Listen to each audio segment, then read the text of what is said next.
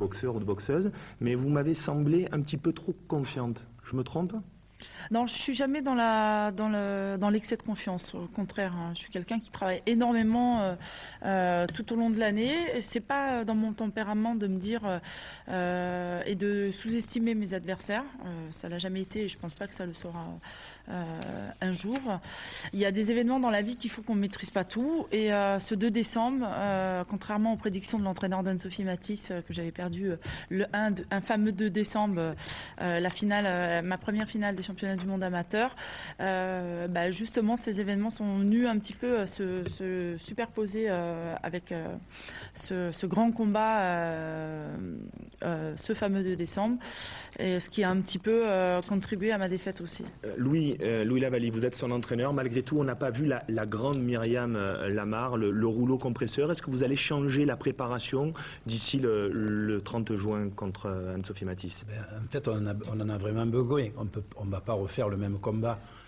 C'est vrai que dit Myriam, elle a peut-être pas vraiment pu faire ce qu'elle avait envie, peut-être par émotion ou je ne sais pas trop.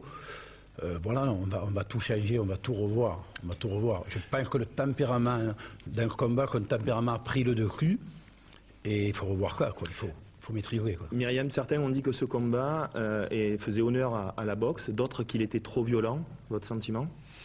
Je pense qu'il n'y a pas que celui-là qui a fait honneur. Ça a été l'un des combats les plus attendus et les plus regardés parce que c'était le premier championnat du monde franco-français, donc historique dans l'histoire du sport féminin et notamment dans la boxe. Alors justement, est-ce qu'il crédibilise la femme dans les sports de combat? Il crédibilise la femme dans les sports en général. Ça augmente un petit peu notre crédibilité. Ça apporte du grain au moulin, comme on dit. Donc, ce qui est important aujourd'hui, c'est que même avec ces résultats, où on fait honneur à la boxe et que les femmes apportent des combats de très grande qualité, on n'arrive pas à obtenir la place que l'on mérite, notamment avec les chaînes de télé qui aujourd'hui refusent de mettre le 30 juin le combat des filles en prime time. Ça, c'est encore à... Il y a du boulot. Louis, voilà. Votre sentiment, vous, le macho reconverti? Exactement. Il faut que Myriam... en fait, il faut que Myriam fasse mieux que ce qu'elle a pu faire, là. Et bon, il n'y a pas de raison que ça ne marche pas. On a récupéré, ça fait un moment qu'elle n'a pas boxé, elle boxe en juin. Donc on est parti à Martinique pour bien récupérer. Je pense que ça va aller beaucoup mieux pour le prochain combat. On a la chance de le faire chez nous, donc ça va aller. On reste sur le sujet, Myriam. Vous avez été en colère quand un journaliste vous a qualifié de garçon manqué. Ça vous agace, ça? Non, parce que ça a été vrai à un moment donné. Mais je pense que quand une femme va à la boxe, déjà, elle fait preuve d'un certain tempérament et d'un certain caractère. Et les remarques sexistes, misogynes? Non, j'en ai pas beaucoup.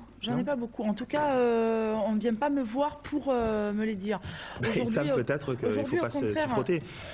Oui, peut-être. Mais je crois que j'aspire au jour d'aujourd'hui, de par l'évolution de l'image de la boxe et notamment des femmes dans ce sport, c'est qu'on attise plutôt l'admiration, parce que c'est quand même un sport extrêmement courageux, pratiqué par des femmes, ça demande encore plus de courage. Donc on force plutôt le respect et la curiosité. Et Myriam, vous savez pourquoi vous boxez? Pour le dépassement de soi, pour l'adrénaline, pour la boxe? C'est assez complexe, mais tout ce que vous avez cité, en font partie. Il y a quoi? Il y a eu des soucis aussi, peut-être une enfance difficile. Cette rage, elle vous vient peut-être de là aussi? Je ne pense pas que l'enfance vienne au premier plan quant au choix de la pratique de la boxe, parce que depuis l'âge de 3-4 ans, je suis sportive. Il m'a pris, la passion du sport m'a pris très tôt et elle ne m'a jamais quittée. C'est même la passion du sport qui m'a fait. Donc c'est pas Après, avec le recul, il faudrait peut-être se poser la question, mais en tout cas, peut-être, je vais dire merci pour cette enfance difficile, parce que ça fait le parcours aujourd'hui que j'ai. On rappelle aussi que vous aurez pu être championne d'athlétisme, hein, vous avez touché tous les sports aussi.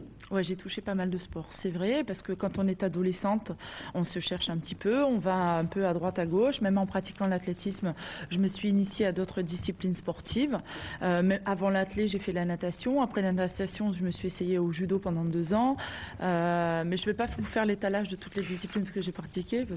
Alors, qu'est-ce que vous allez faire après? On parle de dessin, on parle, je sais pas, de cuisine, vous aimez ça. Et puis, il y a le piano avec Chopin. Le dessin et la musique sont des passions qui resteront, je dirais, dans le domaine intime et personnel. Mais c'est vrai que la cuisine, j'ai tenté l'aventure il y a 3-4 ans en ouvrant un restaurant place Notre-Dame-du-Mont. À Marseille. J'ai dû m'en séparer parce que justement la carrière sportive prenait vraiment un élan trop important dans ma vie pour pouvoir concilier les deux. Mais c'est vrai que j'aimerais, je pense sincèrement à réitérer l'aventure. Alors un dernier mot sur cette revanche attendue contre Anne-Sophie Matisse. Vous avez repris l'entraînement, là on voit des images, c'était en novembre dernier dans votre salle. Quel sera votre état d'esprit? Est-ce que ça sera votre credo? Est-ce que ce sera plus d'humilité ou au contraire régler les comptes? Non, ce sera rien de tout ça, loin de tout ça. Ce qui est important pour moi, c'est de pouvoir pratiquer la meilleure boxe possible et offrir à mon public la plus belle boxe possible. Donc, on a tiré des leçons de cet échec.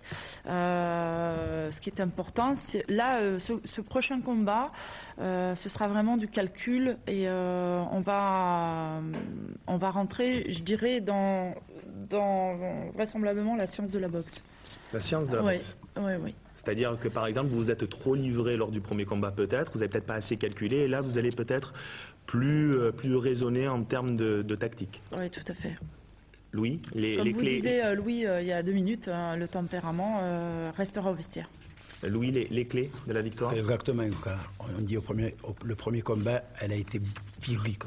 Et là, elle a vraiment besoin d'être plus tactique et beaucoup plus technique. Et je pense qu'elle passera. Ouais. Je me suis fait un petit peu punir sur ma générosité le 2 décembre. Peut-être c'est ce que je disais tout à l'heure, peut-être un peu trop confiante au départ. Parce que c'est pas une question de confiance. On est 5 fois championne du monde, on a le droit d'être confiante aussi. Hein. Vu de l'intérieur, c'est surtout un manque de vigilance. Et vous savez, quand on défend sa ceinture 5 fois, c'est pas par un excès de confiance qu'on arrive à la défendre, c'est surtout par une remise en question permanente. Dernier mot, Myriam, vous allez reconquérir cette ceinture? Droit dans les yeux? Pour ma famille, pour mon entraîneur et pour le public marseillais. Merci Louis, merci Myriam d'avoir été avec nous. On va se quitter en rendant hommage à René Duhamel qui s'est